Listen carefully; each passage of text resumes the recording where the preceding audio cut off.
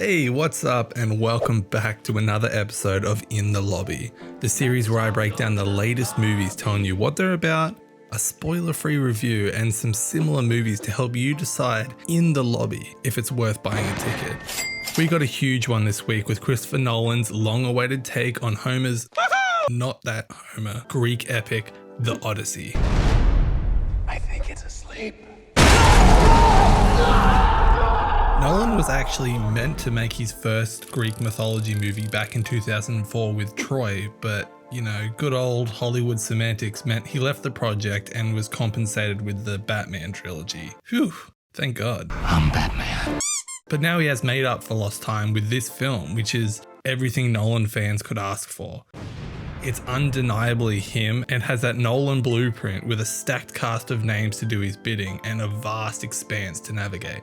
It stars Matt Damon as Odysseus, the once king of Ithaca, now absent for 10 years during the Trojan War. You know, the one where they hid in the gifted horse statue to break past the gates of Troy and attack from within.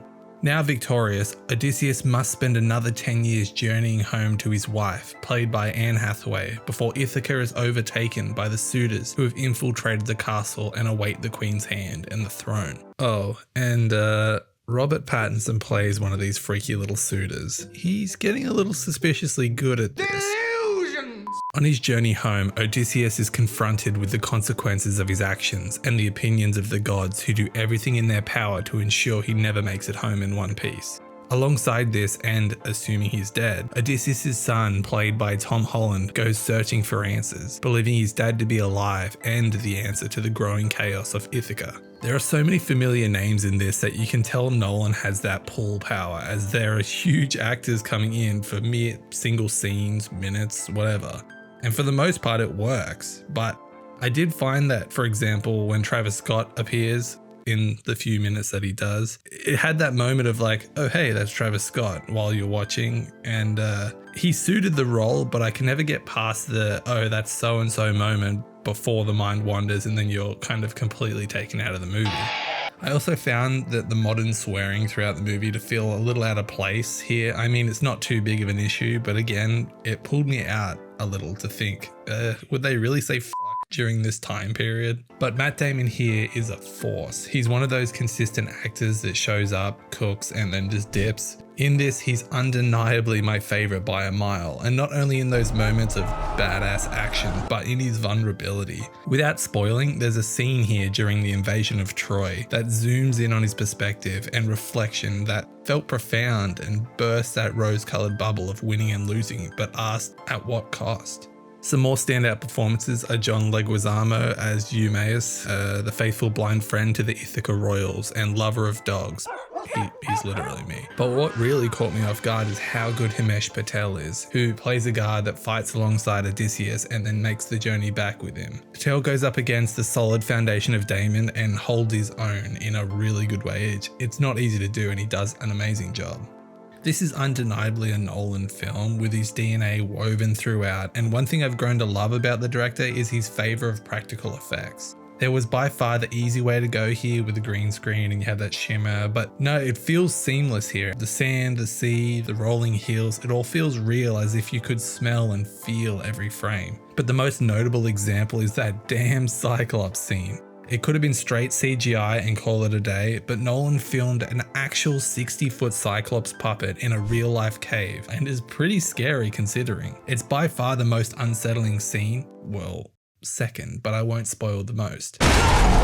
And Ludwig Göransson also secures his spot as just the guy for the job. He hasn't missed, and the score here that he makes swells and moves with the scene and feels bigger than the confines of the movie. I did find, however, that in my local theatre specifically, that wasn't one of the top quality ones, that the sound did get a little muddy in places. The dialogue would kind of be lost behind, sound effects, the score, the booms, the screams. It was a little, it's on brand for Nolan considering every single movie is like that, but I guess for it being angled towards higher quality gear, the lower sort of cinema experience feels a little bit less powerful. But I will say that it wasn't nearly as bad as what Interstellar's was, or even Oppenheimer. It's a step up, but again, the lower experience just doesn't hit quite the same.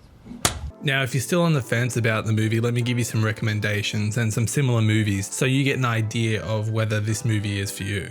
First up, I would have to recommend Troy. Now, it's by far not a perfect movie, but it does adapt Homer's The Iliad, which is kind of the poem before the Odyssey, which follows Odysseus during the Trojan War, leading up to his long voyage back home.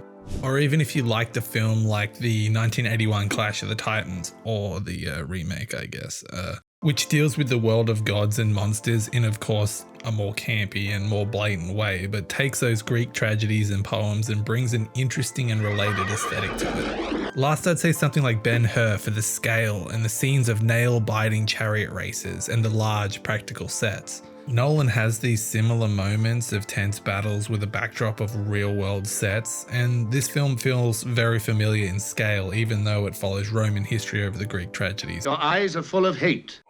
The Odyssey has received plenty of backlash and discourse leading up to this release, mostly for the casting choices. The elephant in the room is Elliot Page as Sinon, not Achilles, and Lupita Nyong'o as Helen of Troy. And well, it really just isn't an issue. It's embarrassing that this has received such traction in the film community, as the two barely have any screen time, and what they are in simply works well.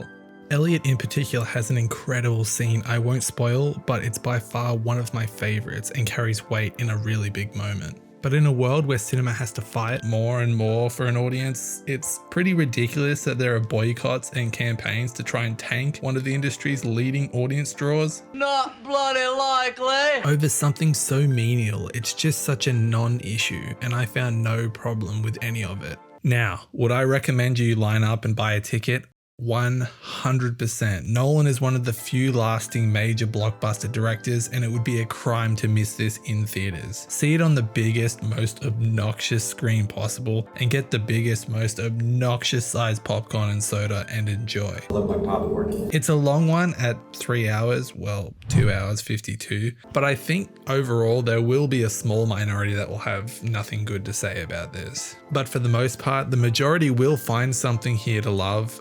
There's heart, there's adventure, there's drama, and there's even a few scenes that made me shed some man tears, especially if you're a dog lover. Just a heads up, there's some dog stuff, it made me cry. So that was another episode of In the Lobby with The Odyssey. Let's be real, you're probably gonna go see it, and I definitely think you should. Drop your reviews below. Was it better than you expected, what you expected, or a complete miss and you hate me for this whole video?